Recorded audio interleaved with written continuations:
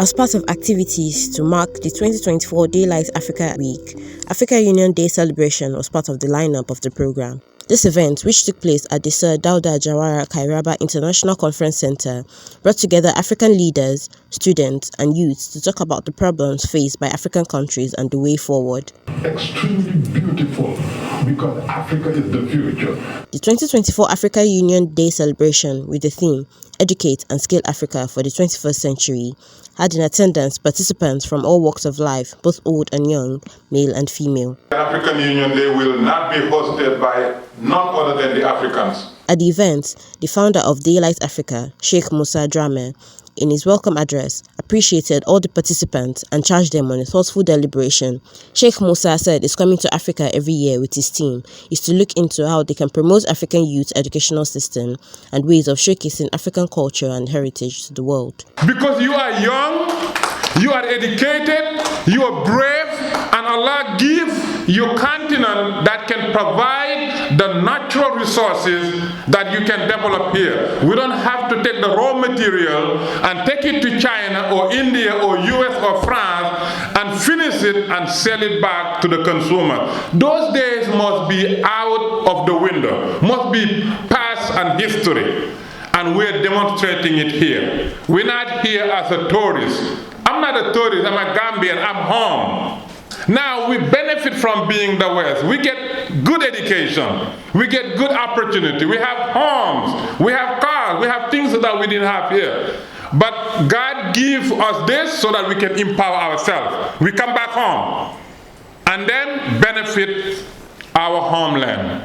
Celebrating African Union must be in a continuation of the legacy of distancing ourselves from colonialism. But you know what's worse than colonialism? Neo-colonialism. You have African-looking individuals who are your presidents and prime ministers and heading all these departments, but all the wealth and the resource and everything is not invested here. Every 3 months they travel to England, to New York, everywhere, spending Gambian money, Senegalese money, Nigerian money in the West. Those are worse than a European who come here. Because when the European came, what did they do? They built infrastructure. All these old buildings were built by them. The railroad, the universities, because they came to live and build. And what do our leaders do? They become neo-colonial. They become slaves. They lead, but the wealth is in Europe. Furthermore, in his address, the founder of Daylight Africa provided many solutions and way forward to some contemporary challenges faced by Africans on the continent. If we continue to move one step at a time, changing one mind at a time, touching one heart at a time, we will change Africa. Africa does not need foreign aid. Africa needs internal education. That is why last year we launched a program called STEM Africa.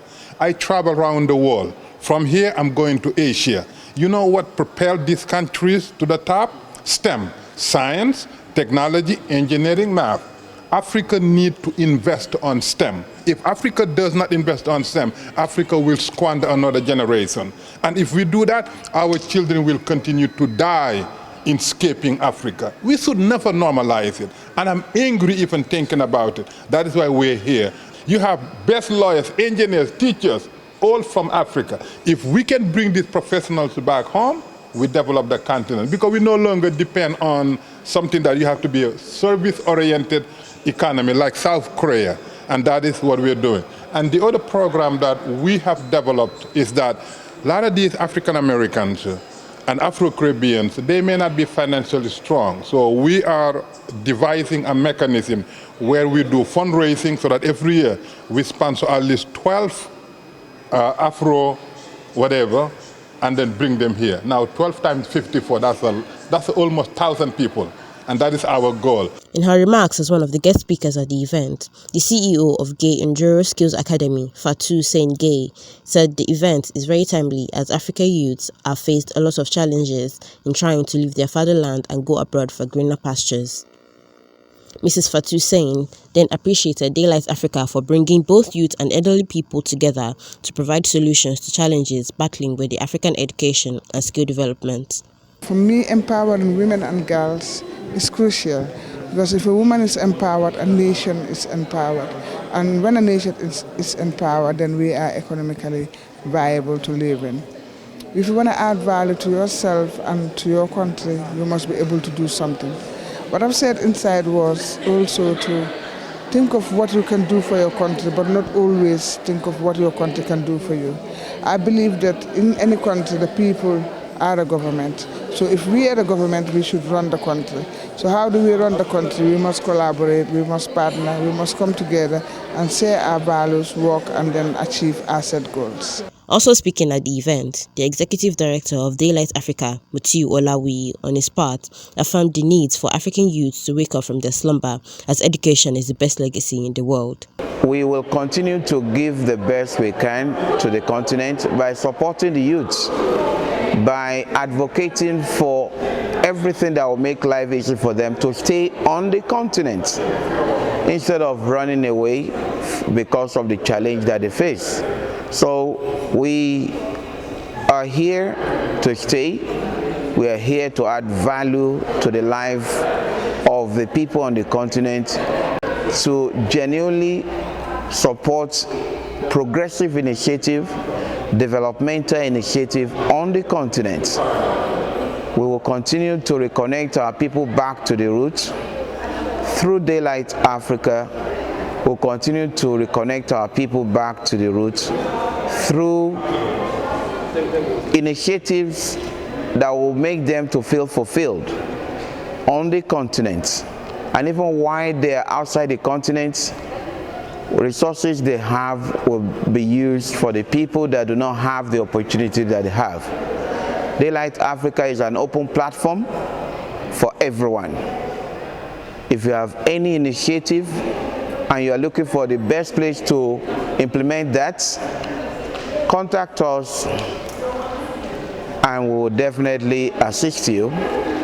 Visit us on www.daylightafrica.org and we will definitely give you the platform to accomplish your mission. The panelist section of the event and the participants discussed the way forward on African education and skill acquisition as the core value for 2024 African Union Day celebration. Whatever we do, we need to make sure that we consider the people in the grassroots level, the community base. They have to be consulted. Secondly, we need to have a curriculum. And third, we need to engage PPP, which are 3 Ps, public-private partnership, in order for us to be able to have a skill and education that the African need in the 21st century for us to prosper. If we want a more productive Africa, I think now is the time we have to ask ourselves, what do we need as far as education is concerned? The education that we have, does it align with our curriculum? Does this align with the development that we need as Africans? Our education curriculum, most exactly in the Gambia, I've traveled to Guinea-Bissau, we conduct a research concerning education, and the southern part of Senegal, that's Casamas. If you look at our education curriculum, you tend to understand that we are still below the equilibrium as far as development is concerned, because our education system is not making us to be job creators, but instead it's making us to be job seekers. What can you offer? In Africa, we have so much brain in academics, but what about our skill? So after we have the proper orientation in terms of what we can contribute, the next thing is about capacity. So one way to retain African skills is to have a proper orientation and try to domesticate skills to adapt to a reality of the continent. To the participants, the event is not just about celebrating African Union Day, it is also about rewriting African history. I've gained a lot of knowledge by attending this event, especially on health and about a person having 2 skills, being educated and being vocationally trained. it is being understood that if you have these skills, then you would have something to offer, not only to the world, but also to yourself. Africa is the most resourced country. It's the continent with the most resources. And when you look at the population of Africa as well, it's the continent with the poorest people. The only way we can change the narrative is, first of all, having a vision that is of unity and having institutions, strong institutions, and as well as coming up with strategies that are geared towards sustainable development. I mean, together we can build a better Africa. With the celebration of Daylight Africa Week every year, Africans in the diaspora will be educated more on the development of the African continent.